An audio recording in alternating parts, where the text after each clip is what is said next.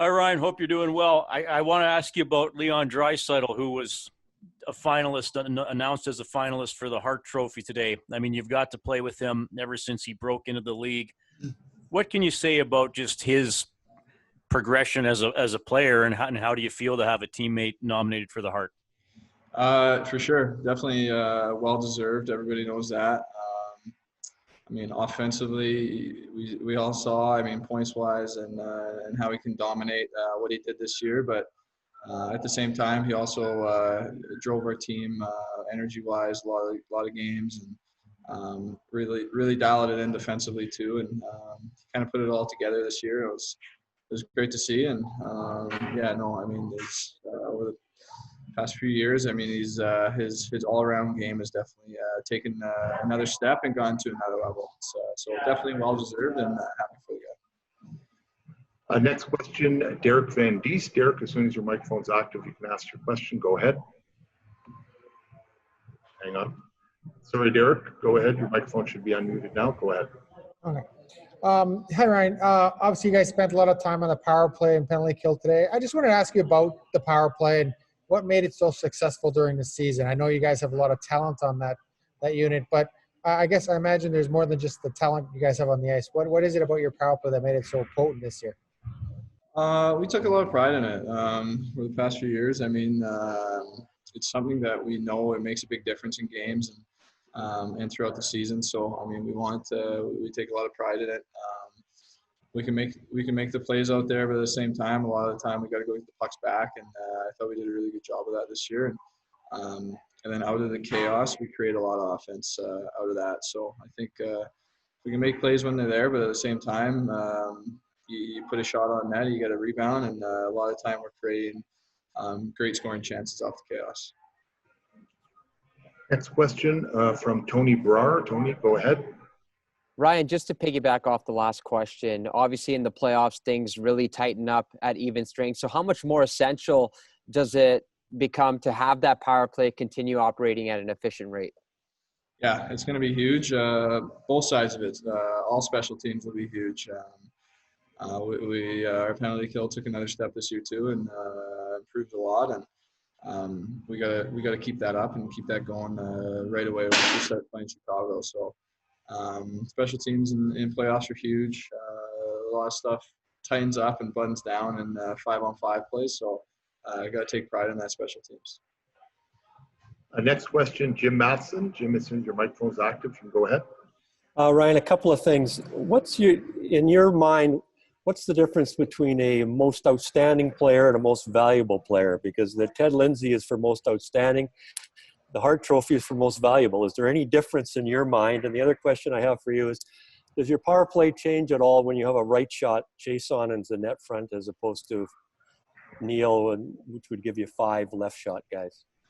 I mean, the 2 awards, I think they're most of the time it boils down to the who had the best season. I mean, I think the difference is one's voted by the players, one's not. I mean, I don't see a huge difference in it. I know sometimes there are a couple different players, but if you're nominated for one of them, either of them obviously had an outstanding season. So to be nominated for both is a special thing. And I mean, my opinion is he's going to win them both. So, and I mean, arguably we could have had Connor voted in for one of them, or even 2 of them too. So I mean, those guys have had incredible seasons, and want to keep it going here.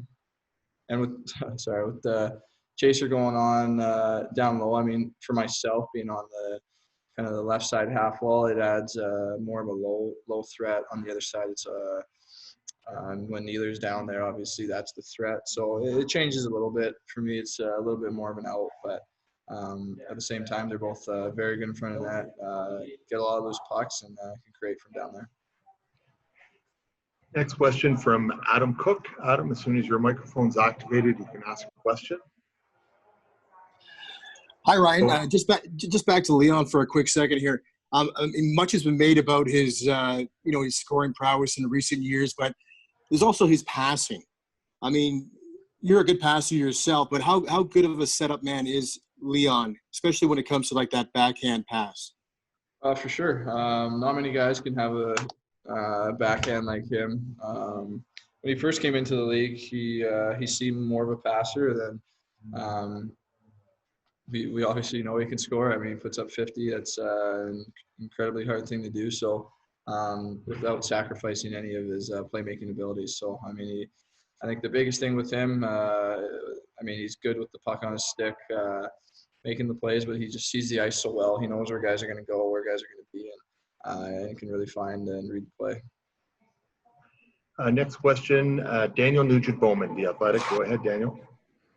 Hi, Ryan. You were getting pretty close to getting into the bubble, and I'm just curious what you thought a little bit more about that. Is there anything you want to bring in there to kind of make it feel a little bit more like home, and the possibility of spending up to 2 months in that place?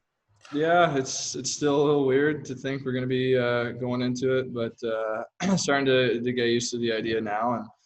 And yeah, I don't know. We haven't really thought too much about what we're going to be bringing in. It's going to be a lot of cards playing and just hanging out around our 2 floors or 2 levels that we have, I guess. So try to stay busy, stay entertained as much as we can, and yeah, I don't know. I mean, we'll have to talk and figure out what to bring in. Question from Jim Matheson. Jim, as soon as your microphone's unmuted, you can go ahead. Go ahead. Who's looking after all the dogs that you have during the hub? You can't bring the dogs into the hub. Yeah, I know. I wish I could bring Sophie in, but I don't think that's allowed. So my wife, she'll probably be up and down between Red Deer and Edmonton, so she'll be looking after her, and we actually might have a little 8-week-old puppy here in the next couple of weeks for her to look after too. So she'll be staying busy.